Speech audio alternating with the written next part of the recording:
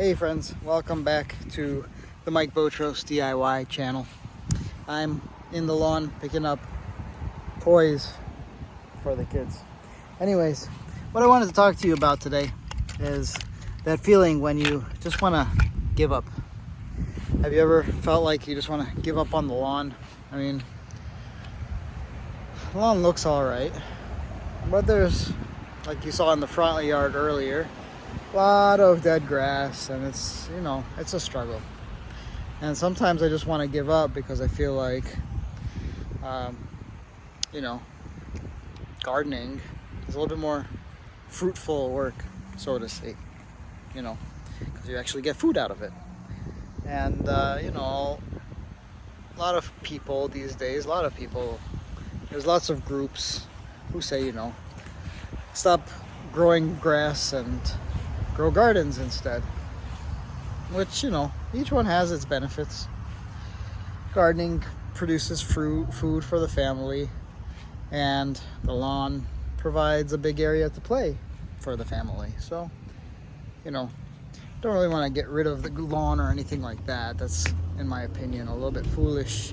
Or but for people who don't have kids, who don't want to make an area where people can play, I can see the benefit and the desire, but I just wanted to, share this message, get your thoughts on the topic. What do you guys think about lawns and gardens and stuff? The people who say, the no mow May, people don't mow your lawn in May so that the bees can, pollinators can feed on the clover and dandelions and whatever else is growing in the lawn. Yeah, I had a lot of clover this year, and it's still there. I didn't spray it or anything. I don't want to spray any chemicals or anything because of the kids. Don't want them stepping on it, playing on it. They're running around barefoot all the time.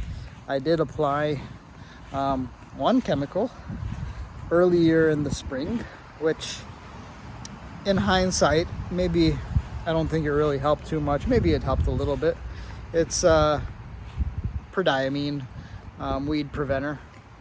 But that wears off over time too. So hopefully the toxicity, if there is any, is low at this point of the summer when the kids are really playing outside in the heat. But future years, I was actually looking to think of another alternative or find another alternative, and corn gluten seems like it's one of those weed preventers that's non-toxic, so I'm going to be looking into that for next year. But and I am looking for more non-toxic options, organic options, what have you, for lawn care.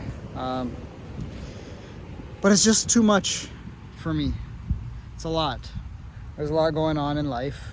I started a new job a few months ago, back in April, and it's really busy. And it's still work from home, remote, 9 out of 10 days of the week or whatever. There's not 10 days in a week, but you know what I mean. It's pretty much all but a day or two a week, maybe 1 day a week, 2 days every couple weeks or so. It's go into the office once a month, maybe go into the office and see people. I will come out. I'm coming in a minute. I'm just recording a video real quick. Yeah, I can come from the front, but let me finish this video, okay? And I'll be right in. Anyways, I think this is a good ending point. I'm getting to close to the 5-minute mark, which is what I'm aiming for. Kind of just wanted to have a little conversation, see what you guys think. Does it feel like the lawn becomes too much sometimes for you? You just want to give up? What do you do in those cases? Let me know in the comments.